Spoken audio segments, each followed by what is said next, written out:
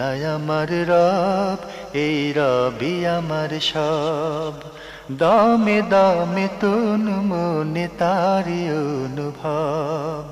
তোমার দুনিয়াতে আমি যেদিকে তাকাই, অথই নিয়ামতে ডুবে আছি সবাই। পাক পাখালির গানে শুনি তসবি কালো রব, তসবি কালো রব। আল্লাহ আমার রব, এই রবি আমার সব। আসসালামু আলাইকুম প্রিয় দর্শক, আপনারা যারা দেশে আছেন প্রবাসে, সবাইকে জানাই অনেক অনেক প্রীতি ও শুভেচ্ছা। শুরু হলো অ্যান্টিবা আয়োজিত এবং লাভ হলো নিবেদিত অনুষ্ঠান আপনার জিজ্ঞাসা। আপনাদের সাথে আছি আমি জয়নুল আবেদিন আজাদ, আর আপনাদের মনোজাগা প্রশ্নের জিজ্ঞাসার জবাব দিচ্ছেন বিশিষ্ট আলেম ডক্টর মোহাম্মদ সাইফুল্লাহ। আসসালামু আলাইকুম ওয়া রাহমাতুল্লাহি ওয়া বারাকাতুহু। প্রিয় দর্শক, চলুন তাহলে জিজ্ঞাসার জগতে। শুরুতে একটি ইমেল, এটি পাঠিয়েছেন এস.এম. রকিবুল হাসান রকিব। লিখেছেন, চমৎকার ও জীবন ঘনিষ্ঠ ইসলামিক প্রশ্নোত্তরের অনুষ্ঠান সম্প্রচার করার জন্য আপনাদের সকলকে আন্তরিক মোবারকবাদ। আমার কিছু প্রশ্ন রয়েছে। এক, আমাদের সমাজে বেশিরভাগ উচ্চশিক্ষিত যুবক পাশ করে বেরিয়ে সরকারি চাকরি বা বিসিএসের প্রস্তুতি নিতে গিয়ে বছরের পর বছর সময় ব্যয় করে থাকেন। তারা যথাসময়ে বিয়ে তো করেনি না, চাকরি এবং ক্যারিয়ারে দোহাই দিয়ে অনেক দেরিতে বিয়ে করে থাকেন। ইসলাম এই বিষয়টাকে কিভাবে দেখে? ক্যারিয়ারের পেছনে এই যে ইঁদুর দৌড়ের প্রতিযোগিতা, এটাই বা কতটুকু সঠিক? ক্যারিয়ারের বিষয়টি আপেক্ষিক এবং সম্ভাবনাময়, আর যেহেতু জীবনের বিষয়টি আপনার অত্যন্ত গুরুত্বপূর্ণ, সেক্ষেত্রে যদি আপনার পক্ষে সম্ভব হয় আর সেই আপনার সামর্থ্য এবং সক্ষমতা থাকে, তাহলে আপনাকে বিয়ে করাটাই আপনার প্রথম কাজ হবে। কিন্তু বিয়ে করার ক্ষেত্রে রাসূলুল্লাহ সাল্লাল্লাহু আলাইহি ওয়াসাল্লাম আমরা দেখব হাদিসের মধ্যে কি নির্দেশনা দিয়েছেন। মা'আশারাশ শাবাব মান ইসতাতা'a মিনকুমুল বা'a, হে যুবক সমাজ, তোমাদের মধ্যে যে ব্যক্তি বিবাহ করার মতো সামর্থ্য এবং সক্ষমতা রাখে। এখানে সামর্থ্য বলতে আর্থিক সামর্থ্য, আর সক্ষমতা বলতে শারীরিক সক্ষমতা।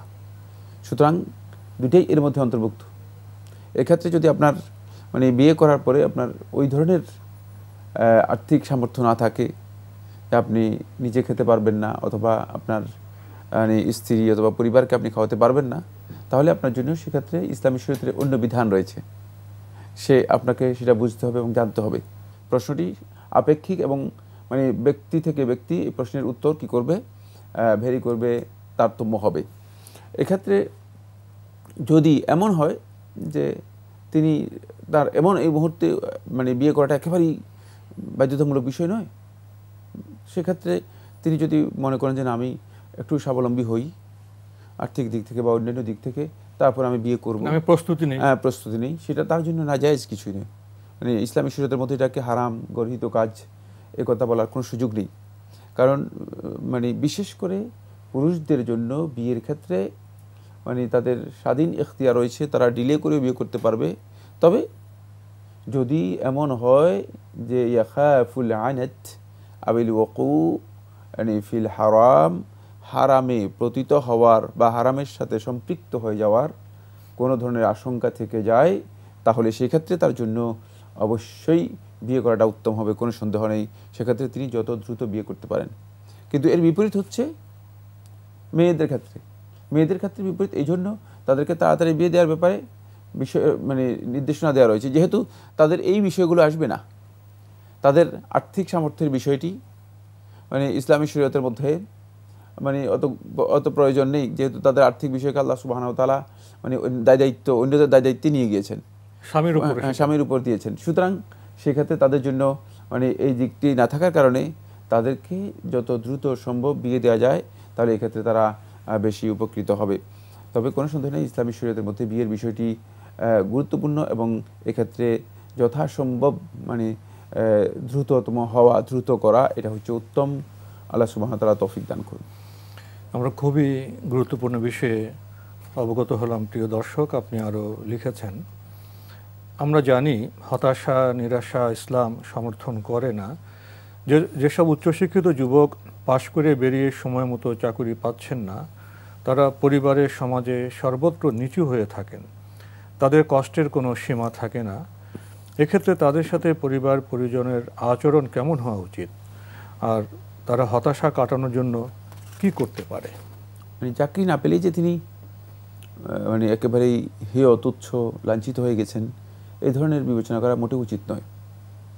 আর তিনি নিজেও কোনো কারণে হীনমন্যতার মধ্যে অথবা মানসিক মানে অস্থিরতার মধ্যে মানে থাকার কোনো কারণ নেই। চাকরির বিষয়গুলো নির্ভর করতেছে কাকে কী চাকরি করবে সেটা আল্লাহ সুবহানাহু ওয়া তাআলা সবচেয়ে ভালো জানেন। তাকে বা আমাদের জন্য যেটা আল্লাহ রাব্বুল আলামিনের পক্ষ থেকে নির্দেশ বা নির্দেশনা, সেটা হচ্ছে আমরা চেষ্টা করব। ওয়া আন লাইসা লিল ইনসানি ইল্লা মা সাআ, আল্লাহ সুবহানাহু ওয়া তাআলা কোরআনে কারীমে ইরশাদ করেন যে মানুষ যে প্রচেষ্টা করবে সেই প্রচেষ্টাই সে অর্জন করতে পারবে, লাভ করতে পারবে। আস-সা'য়ু মিন্না ওয়াল ইতমামু মিনাল্লাহ। তাই আরবি ভাষায় এটা বলা হয় থাকে যে আমাদের পক্ষ থেকে হবে প্রচেষ্টা, আর পরিপূর্ণতা হচ্ছে আল্লাহ রাব্বুল আলামিনের পক্ষ থেকে। এই কাজটা আমরা আমাদের প্রচেষ্টার মাধ্যমেই সম্পাদন করার জন্য চেষ্টা করব, এর অতিরিক্ত নয়। সেক্ষেত্রে আল্লাহ তাআলার সাহায্য আমরা চাইতে পারি সলাতের মাধ্যমে, সবরের মাধ্যমে, দোয়ার মাধ্যমে। আমাদেরকে সাহায্য চাওয়ার পদ্ধতি আল্লাহ সুবহানাহু ওয়া তাআলা শিখিয়ে দিয়েছেন। সলাতের মাধ্যমে, সবরের মাধ্যমে, দোয়ার মাধ্যমে, তিনটি মাধ্যমে আমরা আল্লাহ রাব্বুল আলামিনের কাছে সাহায্য চাইতে পারি।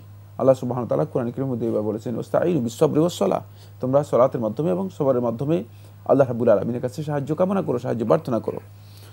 আর আল্লাহ রাব্বুল আলামিনের কাছে দোয়া করতে আল্লাহ সুবহানাহু ওয়া তাআলা বলেছেন, আমরা তাই দোয়া করব। এখানে যিনি চাকরি পাচ্ছেন না অথবা চাকরির জন্য চেষ্টা করতেছেন, হচ্ছে না, সে তিনি মানসিকভাবে কোনোভাবে ভেঙে পড়বেন না, তার হতাশার কোনো কারণ নেই। কারণ তাকে এটা জানতে হবে যে আল্লাহ রাব্বুল আলামিনের রহমত কোনো দিন তাকে কি করবে না, মানে তাকে পরিত্যাগ করবে না। মানে অবশ্যই আল্লাহ তাআলার রহমত তার কাছে আসবেই, আল্লাহ রাব্বুল আলামিনের রহমত তিনি পাবেনই। কিন্তু হয়তো হতে পারে যে এর জন্য তাকে অপেক্ষা করতে হবে, একটু ধৈর্য ধরতে হবে, একটু সময় ক্ষেপণ করতে হবে। এই জন্য যদি আল্লাহর বান্দা সত্যিকার আল্লাহ রাব্বুল আলামিনের উপর এক্ষেত্রে তাওয়াক্কুল করে থাকে, তাহলে আল্লাহ সুবহানাহু ওয়া তাআলা বান্দাকে খুব দ্রুত আল্লাহ রাব্বুল আলামিন একটা নতিজা, একটা রেজাল্ট দিয়ে দেন, যে রেজাল্টের মাধ্যমে বান্দা মানে আল্লাহ রাব্বুল আলামিনের সন্তুষ্টি অর্জন করতে পারে এবং দুনিয়ার যেই তার উদ্দেশ্য রয়েছে সেই উদ্দেশ্যটা সে বাস্তবায়ন করতে পারে। আল্লাহ সুবহানাহু ওয়া তাআলা সেটাই বলেছেন, ওয়া ইয়াতাওয়াক্কাল আলাল্লাহি ফাহুয়া হাসবুহ, যে আল্লাহ রাব্বুল আলামিনের উপর তাওয়াক্কুল করলো, সত্যিকার আল্লাহ তাআলার উপর তাওয়াক্কুল করলো, ফাহুয়া হাসবুহু, তিনি তার জন্য যথেষ্ট। তাই আল্লাহ তাআলার উপর তিনি তাওয়াক্কুল করবেন।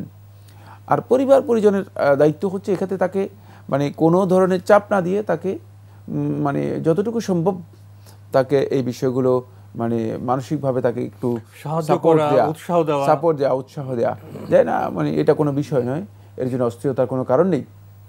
কিন্তু দুর্ভাগ্যের বিষয় হচ্ছে এই, আমরা দেখতে পাই আমাদের মানে পরিবার পরিজন, আত্মীয় স্বজন সবাই যখন কোনো একটা ছেলে অথবা কোনো একটা মেয়ে কোনো না কারণে মানে কোথাও মানে সেটা একাডেমিক দিকে হোক অথবা মানে প্রাতিষ্ঠানিক দিকে হোক অথবা চাকরির ক্ষেত্রে হোক, কোনো না কোনো কারণে যদি একটু সমস্যাগ্রস্ত হয় বা একটু মানে পিছলিয়ে যায়, দেখা যাচ্ছে যে সবাই এসে তাকে তিরস্কার, ধিক্কার মানে এমন ভাবে যে তাকে মানে কথা বলেন, এমন ভাবে তাকে পরামর্শ দেন, মনে হচ্ছে যেন একেবারেই ডাস্টবিনে পড়ে গিয়েছে। মানে তার অবস্থা এমন যে সে আর নানাভাবে তাকে আহত করা, তাকে তার মানে আর কোনো মূল্য নেই, মূল্যহীন হয়ে গিয়েছে। এই ধরনের আচরণ পরিবারের জন্য মোটেও জায়েজ নেই, মোটেও জায়েজ নেই। যেখানে সান্ত্বনার প্রয়োজন রয়েছে, যেখানে সাপোর্ট দেওয়ার প্রয়োজন রয়েছে, উৎসাহ দেওয়ার প্রয়োজন রয়েছে, সেখানে যদি উৎসাহ না দেওয়া হয় থাকে, ইলমুত তারবিয়াতে বলা হয় থাকে এটা হচ্ছে সবচেয়ে বড় ইফসাদ, এটা হলো সবচেয়ে বড় মানে বিপর্যয় আপনি তৈরি করলেন, মানে তাকে মানসিকভাবে আপনি বিপর্যস্ত করে দিলেন।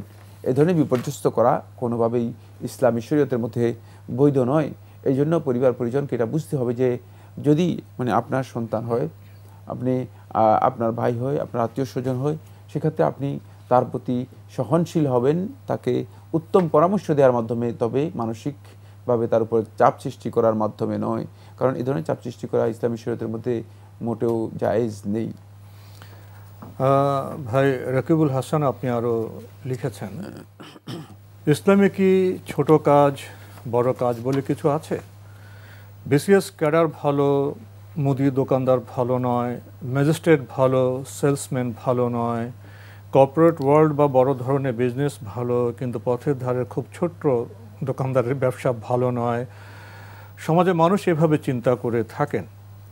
এই যে কোনো পেশাকে ছোট বলা, কোনো পেশাকে বড় বলা হচ্ছে, এবং পেশা ও পজিশনের মাপকাঠিতে বিচার করে মানুষের সম্মান বা অসম্মান নির্ধারণ করা হচ্ছে, এটি কতটুকু ইসলাম সম্মত? তিনি যে প্রশ্নটি করেছেন সেটা হচ্ছে কোনো পেশাকে অনেক বড় মর্যাদাপূর্ণ, আবার কোনো পেশাকে একেবারেই মর্যাদাহীন মনে করা, এটি আসলে নৈতিকভাবে সঠিক নয়। বড় এবং ছোট এই বিষয়টি কিন্তু আপেক্ষিক এবং এর বৈধতা রয়েছে। বড় কাজকে বড় কাজই বলতে হবে, ছোট কাজকে ছোট কাজই বলতে হবে। মানে একটা কাজ বড় দায়িত্ব, সেটাকে আপনি মানে ছোট দায়িত্বের সাথে মিলাতে পারবেন না। এটা একটা বাহ্যিক বিবেচনা, বাহ্যিক বিবেচনা না, ভিতরে তো অনেক বিষয় আছে। হ্যাঁ, যে সেটা ভিতরের বিষয় ভিন্ন কথা। কিন্তু যেমন মনে করেন ম্যাজিস্ট্রেটের দায়িত্ব যিনি পালন করতেছেন আর ম্যাজিস্ট্রেট অফিসে যিনি পিয়নের দায়িত্ব পালন করতেছেন, এটা কি এক কাজ না? এক দায়িত্ব নয়, এক দায়িত্ব। বাহ্যিক বিবেচনাতে পার্থক্য আছে, পার্থক্য তো অবশ্যই রয়েছে। সুতরাং সেখানে বড়টাকে বড়ই বলতে হবে, ছোটকে ছোটই বলতে হবে। কিন্তু আমি মানে যে কথাটি বলেছি সেটা খুব ভালো করে খেয়াল করি, সেটা হচ্ছে কোনো কাজকে অতি মর্যাদাপূর্ণ, আবার কোনো কাজকে মর্যাদাহীন অথবা একেবারে মানে মর্যাদা মানে মুক্ত অবমর্যাদা করা, এইটি ইসলামী শরীয়তের মধ্যে বৈধ নয়।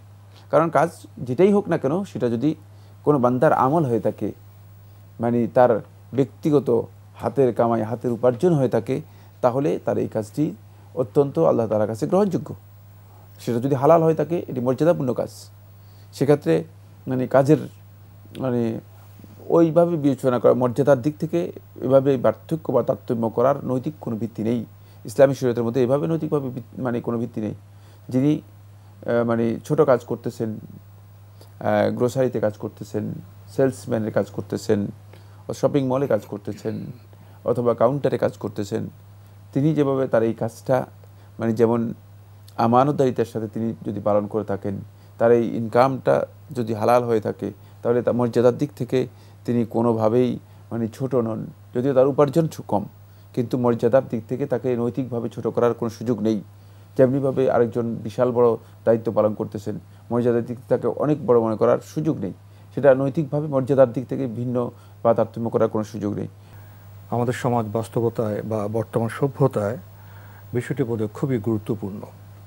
আপনি বিরতির আগে একটি বিষয় খুব স্পষ্ট করেছেন, যে একটি কাজ যদি বাহ্যিকভাবে ছোট হয়, কিন্তু যিনি সে কাজের কর্মচারী, তিনি যদি তার দায়িত্ব যথাযথভাবে পালন করেন, তার যদি হালাল হয়, সেটা তার জন্য খুবই মর্যাদাপূর্ণ। জি। আর বর্তমান সমাজ বাস্তব আমরা দেখছি, খুব বড় বড় চেয়ারে বসে আছেন, তিনি তার দায়িত্ব তো পালন করছেনই না, বরং মানুষের জন্য ক্ষতির কারণ হচ্ছেন। জি জি। এবং যত বড় দায়িত্ব, সেখানে তত বেশি দায়িত্বশীল না হলে তার ভুল আচরণের কারণে শুধু সমাজ মানুষ ক্ষতিগ্রস্ত হয় তা না, দেশ ক্ষতিগ্রস্ত হয়। বৈশ্বিক পরিমণ্ডলে আমরা লক্ষ্য করছি, যারা বড় বড় নেতারা শান্তির কথা বলছেন, শান্তির কাজে আসছেন, তাদের কথা কাজে গরমিলের কারণে বিশ্ব অশান্তি ছড়িয়ে পড়ছে। ফলে তাদের প্রতি মানুষের বিন্দুমাত্র সম্মান নেই। অর্থাৎ সাধারণ শ্রমিক যিনি খেটে খাচ্ছেন, যিনি কৃষক শ্রমিক, তিনি তার যথাযথ কাজের কারণে মানুষের কাছে অনেক বেশি মূল্যায়িত হচ্ছেন, অনেক সম্মানিত হচ্ছেন। বর্তমান সভ্যতায়, সমাজ বাস্তবতায় এই বিষয়টিকে আপনি কিভাবে বিবেচনা করবেন? এটি অত্যন্ত গুরুত্বপূর্ণ বিষয়। মানে প্রথম পয়েন্টটা আমরা স্পষ্ট করতে পেরেছি। দ্বিতীয় যে বিষয়টি, সেটা আরও গুরুত্বপূর্ণ। সেটা হচ্ছে এই মর্যাদার দিক থেকে আল্লাহ রাব্বুল আলামিনের কাছে আল্লাহর বান্দাদের মর্যাদার মাপকাঠি এটি নয়। এ ভাইয়ের প্রশ্নের সাথে এটি খুবই গুরুত্বপূর্ণ। সেটা হচ্ছে, যদি আমরা আল্লাহ রাব্বুল আলামিনের কাছে মর্যাদার মাপকাঠি দেখি, তাহলে এখানে আমাদের খেয়াল রাখতে হবে আল্লাহ তাআলার কাছে মর্যাদার মানদণ্ড আল্লাহ সুবহানাহু ওয়া তাআলা বলে দিয়েছেন, ইন্না আকরামাকুম ইনদাল্লাহি আতকাকুম, তোমাদের মধ্যে সম্মানিত ব্যক্তি, মর্যাদাপূর্ণ ব্যক্তি সেই আল্লাহ তাআলার কাছে যে সবচেয়ে বেশি আল্লাহ রাব্বুল আলামিনকে ভয় করতে পেরেছে। সুতরাং সেখানে গিয়ে আমরা একটু থেমে যেতে হবে। অনেক কিছু আছে, অনেক বড় পদবি নিয়ে আছেন, অনেক বড় পোস্ট হোল্ড করছেন, এটা আসলে মর্যাদার অনেক কিছুই নয়। আল্লাহ তাআলার কাছে হতে পারে আল্লাহ তাআলার কাছে হতে পারে যে হয়তো একেবারেই মর্যাদা নেই, আর হতে পারে যে তিনি মানে জুতা সেলাই করতেছেন, হতে পারে যে তিনি বাজারের মধ্যে চানাচুর বিক্রি করতেছেন, শ্রমিক। হ্যাঁ, কিন্তু আল্লাহ রাব্বুল আলামিনের কাছে যদি সত্যিকার তাকওয়ার মানদণ্ডে উন্নীত হয়ে যায়, তাহলে আল্লাহ তাআলার কাছে তিনি অনেক বেশি মর্যাদাপূর্ণ, তাই এটা কিন্তু প্রকৃত সফলতার জন্য অত্যন্ত গুরুত্বপূর্ণ বিষয়। এক্ষেত্রে যে জিনিসটি মানুষ অর্জন করতে মানে সক্ষম হয় সেটা হচ্ছে এই, তখন তার মনোবল দৃঢ় হয় এবং মানসিক প্রশান্তি তার মানে লাভ হয়, অর্জিত হয়। কারণ এই ব্যক্তি যতই ছোট কাজ করুক না কেন, যতই সামান্য কাজ করুক না কেন, যতই তার উপার্জন কম হোক না কেন, দুটি জিনিস তার কাছে থেকে যায় বড় হাতিয়ার তার জন্য, বড় অ্যাচিভমেন্ট তার জন্য। একটা হচ্ছে মনোবলটা তার মজবুত হয়, এটাকে আরবিতে বলা হয় থাকে উলুল হিম্মাহ, মানে তার মনোবলের বিষয়টি একেবারে উচ্চ মানের। আপনি যে কথা বললে আপনি বুঝতে পারবেন আত্মবিশ্বাস, আত্মপ্রত্যয়, কত মানে উচ্চ পর্যায়ের মনোবল নিয়ে সে মানে জীবন ধারণ করতে পারে। দ্বিতীয় যে বিষয়টি সেটা হচ্ছে মানসিক একটি প্রশান্তি তার মধ্যে আসে, যে জিনিসটুকু আসলে গোটা পৃথিবীর সমস্ত মানুষ, যদি আমরা একটু ভালো করে চিন্তা করি, মানে মানুষগুলো এই যে হইচই, এই যে দৌড়াদৌড়ি, এই যে সকাল সন্ধ্যা পর্যন্ত অবিরত প্রচেষ্টা, সবটার পেছনে একটাই কাজ, একটাই উদ্দেশ্য, সেটা হচ্ছে মানসিক প্রশান্তি কীভাবে পাওয়া যায়। সেই মানসিক প্রশান্তিটুকু কোথায় আসবে, কিভাবে আসবে, সেটা এখানে রয়েছে। সেটা হলো যদি সত্যিকার এই মানদণ্ডে উত্তীর্ণ হতে পারেন, তাহলে তিনি মানসিক একটা প্রশান্তি লাভ করতে পারবেন। এই অ্যাচিভমেন্ট তার জন্য অত্যন্ত গুরুত্বপূর্ণ। কিন্তু এই অ্যাচিভমেন্ট তখন হয় না যখন কেউ আল্লাহ রাব্বুল আলামিনের যে নির্ধারিত যে মানদণ্ড রয়েছে, মানদণ্ডে তিনি উত্তীর্ণ না হয়ে থাকেন। তিনি সেখানে শুধুমাত্র দেখা যায় যে দুনিয়ার বিভিন্ন উপার্জন নিয়ে বরং মানসিক অশান্তিকে আরও কী করতেছেন, বৃদ্ধি করার চেষ্টা করতেছেন। যা অশান্তি আছে, অশান্তির সাথে মানে অশান্তি আবার যোগ করছেন, প্লাস করছেন, যেটি মানুষের জন্য মূলত কোনোভাবেই কল্যাণকর নয়। এই জন্য এই বিষয়গুলো আসলে কিছু দিক আছে বাহ্যিক দিক, শুধু বাহ্যিক দিককে সামনে রেখে বিবেচনা করলে চলবে না। এর নৈতিক এবং আদর্শিক মৌলিক যে দিকগুলো রয়েছে সেগুলো আমাদেরকে বিবেচনা করতে হবে। আপনার আরও অনেক প্রশ্ন আছে, ইনশাল্লাহ আমরা অন্য কোনো অনুষ্ঠানে আপনার বাকি প্রশ্নের জবাব দেওয়ার চেষ্টা করব। প্রিয় দর্শক, এখন আমাদের হাতে আরও একটি ইমেল পাঠিয়েছেন মোহাম্মদ আব্দুল বারী, বিরামপুর, দিনাজপুর থেকে। আপনি লিখেছেন, বাংলাদেশের বেশ কিছু আলেম করোনা ভাইরাসকে আল্লাহর সৈন্য বলে অভিহিত করছেন। তাদের বক্তব্য, চীনের উইঘুর মুসলিমদের নির্যাতনের কারণে এই গজব এসেছে, কিন্তু করোনা ভাইরাস যাতে বাংলাদেশ সহ বিভিন্ন মুসলিম দেশে ছড়িয়ে না পড়ে, এ নিয়ে আমি চিন্তিত। এখন প্রশ্ন হলো, তাদের বক্তব্য কি সঠিক? সঠিক হলে আমাদের এখন করণীয় কি? এটা তাদের ইজতিহাদ, ব্যক্তিগত গবেষণা। তবে ব্যক্তিগত গবেষণা সুনির্দিষ্টভাবে না বলে উচিত হচ্ছে যেটা, সেটা হলো যে হতে পারে এটা আল্লাহর পক্ষ থেকে আযাবও হতে পারে। একেবারে নির্দিষ্ট করে দেওয়ার বিষয়টি যথার্থ নয়। কারণ চীন থেকে যদি এটা সিঙ্গাপুরে চলে যায়, সিঙ্গাপুর থেকে যদি আমেরিকাতে চলে যায়, তাহলে এটার ব্যাখ্যা কে দেবে? সুতরাং এই ধরনের ব্যাখ্যা যদি কোনো কারণে বাংলাদেশে চলে যায়, তাহলে তারা এই ব্যাখ্যা কি দিবেন? তাই এই ধরনের বিষয়কে যারা ইজতিহাদ করবেন তাদের এটা জানতে হবে যে এগুলোর ক্ষেত্রে এ ধরনের বক্তব্য না দেয়া। কারণ আল্লাহ সুবহানাহু ওয়া তাআলার হিকমত সম্পর্কে বা আল্লাহ রাব্বুল আলামিনের কাজের তালিল করা, আল্লাহ রাব্বুল আলামিনের কাজগুলোকে মানে এর ইল্লত, কারণ বের করা, বোঝার চেষ্টা করা, মানে এটাকে মানে নিজের মানে ব্যাখ্যার মানে অধীনে নিয়ে আসা, এই কাজটি অত্যন্ত সূক্ষ্ম, অত্যন্ত কঠিন বিষয়। উচিত নয় ইজতিহাদের আওতায় এটাকে নিয়ে আসা। সেক্ষেত্রে যদি কেউ ইজতিহাদ করেন, তাহলে তিনি ইজতিহাদ করার ক্ষেত্রে তিনি এটাও স্পষ্ট করবেন যে এটা আমি মনে করে থাকি যে এই ধরনের কিছু হতে পারে। তবে কোনো সন্দেহ নেই মানে এই ক্ষেত্রে আল্লাহ রাব্বুল আলামিনের পক্ষ থেকে সেটা আযাবও হতে পারে, অথবা আল্লাহ তাআলার পক্ষ থেকে সতর্কীকরণ হতে পারে। তবে আল্লাহ রাসূল সাল্লাল্লাহু আলাইহি ওয়াসাল্লাম সুনান তিরমিজি হাদিসের মধ্যে যেটা বলেছেন যে লাম তাজহার আল ফাহিশাতু ফি কওমিন কাত্তু হাত্তা ইউলিনু বিহা আখাযাতহুম আত-তাউনু ওয়াল আওজা আল্লাতী লাম তাকুন মাদাত ফিল লাযীনা মাদাউ। যে রাসূলুল্লাহ সাল্লাল্লাহু আলাইহি ওয়াসাল্লাম বলেন যে তাদের মধ্যে কোনো সম্প্রদায়ের মধ্যে যদি অশ্লীলতা, ব্যভিচার ব্যাপক হয়ে যায়, তাহলে তাদের মধ্যে এই ধরনের মহামারী, এই ধরনের ভাইরাস, এই ধরনের ব্যাধি, এই ধরনের সংকট আল্লাহ সুবহানাহু ওয়া তাআলা ব্যাপক করে দেন, যেগুলোর মাধ্যমে আল্লাহ তাআলা তাদেরকে অত্যন্ত কঠিনভাবে হয়তো শাস্তি দিবেন অথবা সতর্ক করবেন। এই অপরাধের জন্য যে কোনো দেশের উপর এটা নেমে আসতে পারে। আমাদের প্রতি সতর্ক থাকাটাই খুব বেশি গুরুত্বপূর্ণ। তো সময়ের কারণে আজকে আমাদের এখানে শেষ করতে হচ্ছে। আপনাকে অনেক ধন্যবাদ। আপনাকে ধন্যবাদ। প্রিয় দর্শক, আমরা এতক্ষণ দেখছিলাম এনটিভি আয়োজিত এবং লাভ হলো নিবেদিত অনুষ্ঠান আপনার জিজ্ঞাসা। আমাদের অনুষ্ঠান আপনারা এনটিভি অনলাইনে দেখতে পারবেন। ভিজিট করুন www.ntvbd.com। এছাড়া ইউটিউবে এবং আমাদের ভেরিফাইড ফেসবুক পেজে অনুষ্ঠান দেখতে পারবেন। প্রিয় দর্শক, সবশেষে এসে আমরা করোনা ভাইরাস সম্পর্কে বক্তব্য শুনছিলাম। আমাদের শায়খ ডক্টর মোহাম্মদ সাইফুল্লাহ সে ব্যাপারে সুচিন্তিত মতামত পেশ করেছেন, মৌলিক কথা বলেছেন।